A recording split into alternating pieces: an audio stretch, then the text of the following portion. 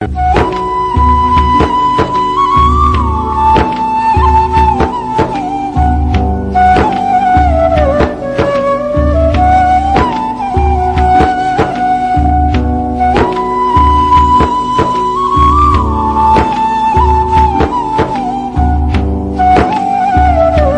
दोस्तों, जय श्री राम, राधे राधे। तो मित्रों, आज हम आपको महाभारत से जुड़ी हुई एक अनसुनी घटना के बारे में बता रहे हैं, जो कि आपने सुना होगा कि पांचों पांडवों ने अपने पिता पांडु का मांस क्यों खाया था। जी हाँ दोस्तों, आपको भी ये यकीन नहीं आ रहा होगा कि कोई भी पुत्र अपने पिता का मांस नहीं खाता है। लेकिन मित्रों, ये हम नहीं कह रहे हैं, ये महाभारत और हमारा इतिहास कहता है कि पांचों पांडवों ने और अपने पिता का मांस खाया था। लेकिन मित्रों, ये मांस क्यों खाया था, ये हम आपको बता रहे हैं। तो वीडियो के एंड तक हमारे साथ बने रहें और हमारा यूट्यूब चैनल सब्सक्राइब नहीं किया है तो कृपया सब्सक्राइब जरूर कर लें।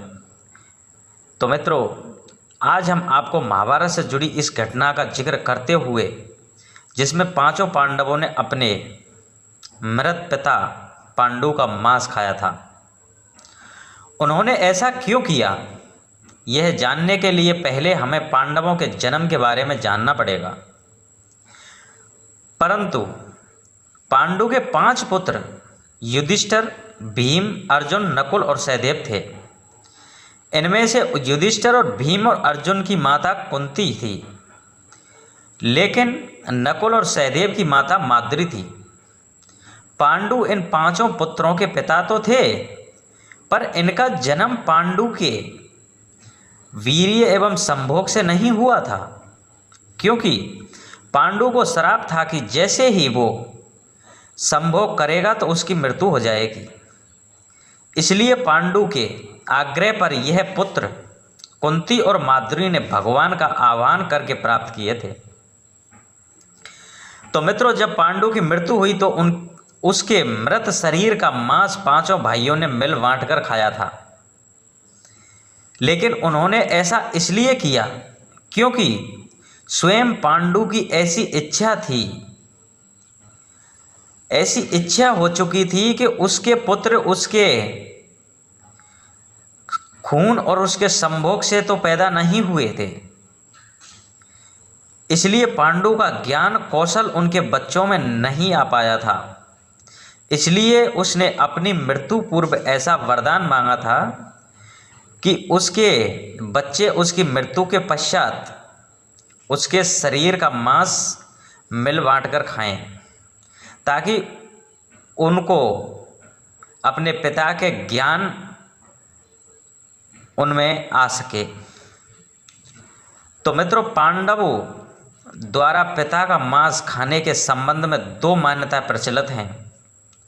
पहली मान्यता के अनुसार मांस तो 5 भाइयों ने खाया था, परंतु सबसे ज़्यादा हिस्सा सहदेव ने क्यों खाया था, जबकि एक अन्य मान्यता के अनुसार सिर्फ सहदेव ने पिता की इच्छा का पालन करते हुए उनके मस्तिष्क के 3 हिस्से खाए थे।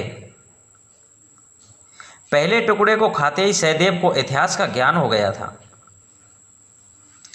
दूसरे टुकड़े को खाने के बाद वर्तमान और तीसरे टुकड़े खाने के बाद में भविष्य का पूरा ज्ञान सहदेव को हो गया था। यही कारण था कि सहदेव 5 भाइयों में सबसे अधिक ज्ञानी थे और इससे उसे भविष्य में होने वाली घटनाओं को देखने की शक्ति भी मिल गई थी। शास्त्रों के अनुसार श्री कृष्ण के अलावा वो एक ऐसा मात्र शख्स सहदेव ही था जिसे भविष्य में होने वाले महाभारत के युद्ध के बारे में संपूर्ण बातें पता थी। श्री कृष्ण को डर था कि कहीं सहदेव ये सब बातें सभी लोगों को बता ना दे।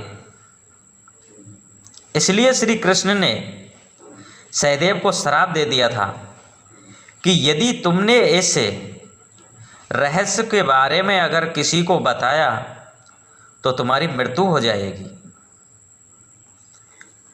तो मित्रों, इस प्रकार से सहदेव ने अपने श्राप के भय के कारण ये बातें किसी को नहीं बताई, लेकिन सहदेव को महाभारत के बारे में सब कुछ पहले से ही पता था।